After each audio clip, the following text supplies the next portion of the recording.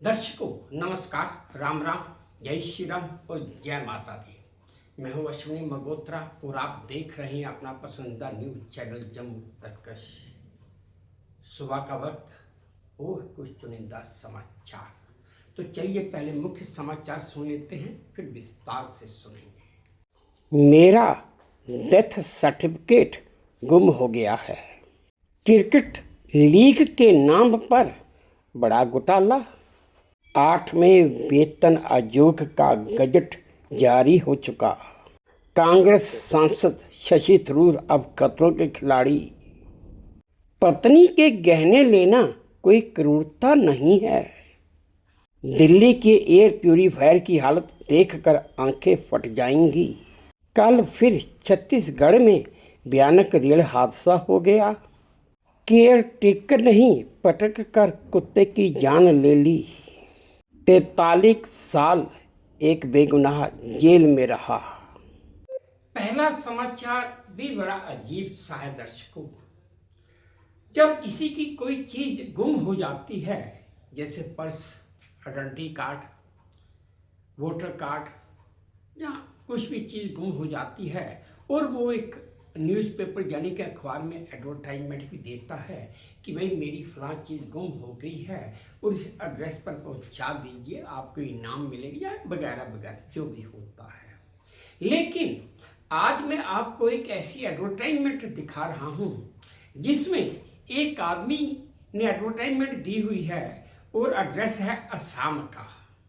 लेकिन एडवर्टाइजमेंट बड़ी अजीब सी है, आप देखेंगे तो हैरान रह जाएंगे। दरअसल फिल्म अभिनेता परेश रावल ने एक्स पर अखबार में छपा एक विज्ञापन शेयर किया है और इस विज्ञापन के मुताबिक जो लिखा गया है कि भाई मेरा डेथ सर्टिफिकेट गुम हो गया है। इस विज्ञापन को देखकर लोग तरह तरह की प्रतिक्रियाएं भी दे रहे हैं। एक ने लिखा, सर एक छोटी सी समस्या, इसे डिलीवर कहाँ करना है, स्वर्ग या नर्क। और एक अन्य यूजर ने लिखा, यमराज रजिस्ट्रेशन करने के लिए मांग रहे होंगे। है ना एक विचित्र एडवर्टाइजमेंट। जैसा कि दर्शकों कल मैंने समाचार दिया था कि इंडियन हेवन प्रीमियर लीग के नाम पर कथित तौर पर एक बड़ा घोटाला हुआ है और इस लीग के आयोजक वो तो फरार हो चुके हैं। इसके चलते क्रिस गेल, जेसी राइडर और शाकिब अल हसन जैसे कई पूर्व अंतर्राष्ट्रीय खिलाड़ी श्रीनगर के एक होटल में फंसे हुए हैं क्योंकि उनका बकाया भुगतान अभी तक नहीं हो पाया है। अगला समाचार यह है दर्शकों की एक लंबे इंतजार के बाद अब केंद्र सरकार ने 8वें केंद्रीय वेतन आयोग के गठन की आधिकारिक घोषणा कर दी है। वित्त मंत्रालय के एक्सपेंडिचर डिपार्टमेंट ने 3 नवंबर को गजट अधिघोषणा जारी की थी जिसमें आयोग की संरचना, सदस्य, कार्यक्षेत्र और मुख्यालय का विवरण है। आयोग कर्मचारियों के वेतन ढांचे को तार्किक, कुशल और परफॉर्मेंस आधारित बनाएगा जो वर्तमान आर्थिक स्थिति और वित्तीय अनुशासन के अनुरूप हो। दर्शकों अगला समाचार ये है कि कांग्रेस सांसद शशि थरूर अब खतरों के खिलाड़ी बन गए हैं। दरअसल भारतीय जनता पार्टी के प्रवक्ता शहजाद पूनावाला ने शशि थरूर को उनके द्वारा वंशवाद आधारित राजनीतिक दलों पर अपनी बात रखने के लिए उनकी तारीफ की है। शहजाद पूनावाला ने कहा कि अब शशि थरूर खतरों के खिलाड़ी बन चुके हैं। शहजाद पूनावाला ने सीधे तौर पर नेपा किड्स या नेपोटिज्म के सवाल पर बात की है। शहजाद ने कहा, सर जब मैंने 2017 में नेपा नामदार राहुल गांधी के बारे में कुछ बोला था तो आप जानते ही हैं कि मेरे साथ क्या हुआ था। मैं आपके लिए प्रार्थना कर रहा हूं क्योंकि वो बड़ी परिवार बड़ा ही प्रतिशोधी है। अगला समाचार यह है दर्शकों की दिल्ली के हाई कोर्ट ने पति पत्नी तलाक और क्रूरता के मामले को लेकर एक अहम फैसला सुनाया है। कोर्ट ने कहा कि पत्नी के गहने पति द्वारा ले लेने मात्र से उसे क्रूरता का दोषी नहीं माना जा सकता है। ये किसी भी तरह से शारीरिक या मानसिक क्रूरता के दायरे में नहीं आता है। दरअसल महिला ने पति के खिलाफ धोखा देकर गहने गिरवी रखने, प्राइवेट वीडियो वायरल करने की रिपोर्ट लिखवाई थी। वीडियो वायरल करने की धमकी के मामले को भी महिला अदालत में साबित नहीं कर सकी और कोर्ट ने अपना फैसला सुना दिया। अगला समाचार यह है दर्शकों कि दिल्ली में प्रदूषण की स्थिति देखकर और उसको बयान करने वाला एक वीडियो बड़ी तेजी से सोशल मीडिया पर वायरल हो रहा है, जिसमें एक लड़की दिखा रही है कि उसके एयर प्यूरीफायर का क्या हाल है।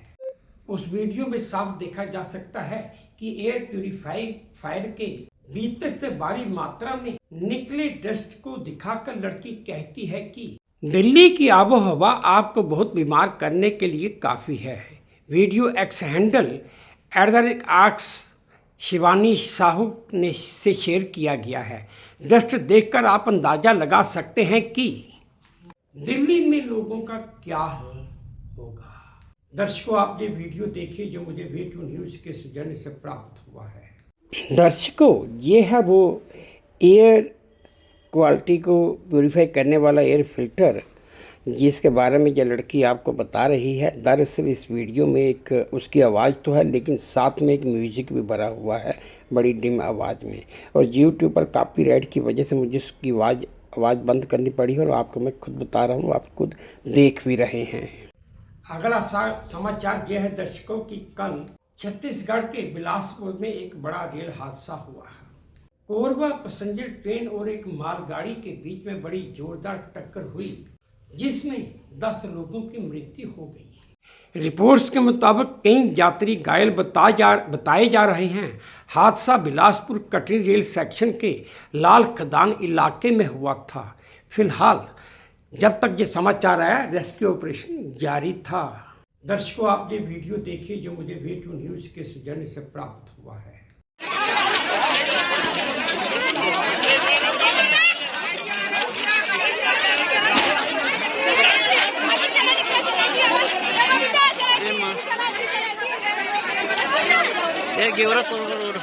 ट्रेन है।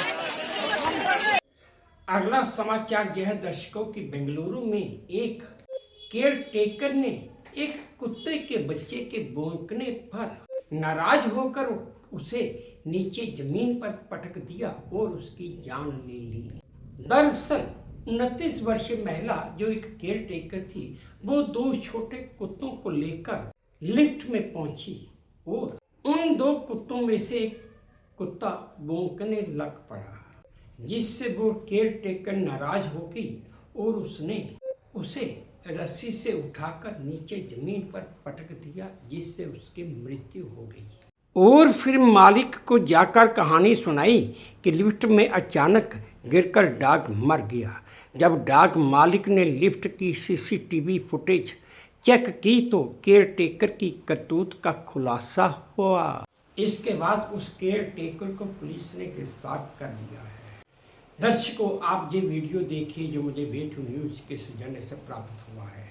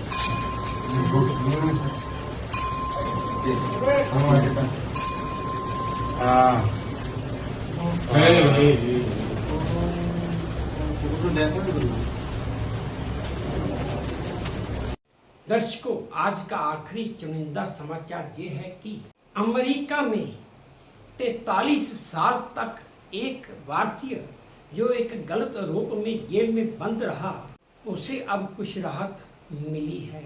इस शख्स का नाम सुब्रमण्यम वेदम है और इसकी उम्र 64 साल है। 2 अलग अलग अदालतों ने उसके डिपोर्टेशन यानी कि भारत भेजने की प्रणाली पर फिलहाल रोक लगा दी है। हालांकि अभी भी वेदम लुइजियाना के एक डिपोर्टेशन सेंटर में बंद हैं। जल्द ही फाइनल फैसला भी आ जाएगा।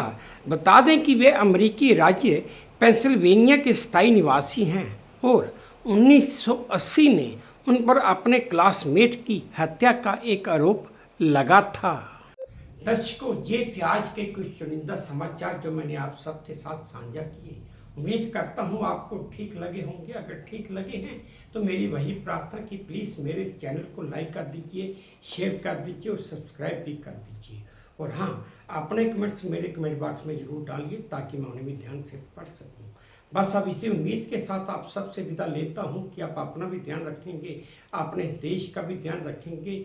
जय भारत, तो धन्यवाद।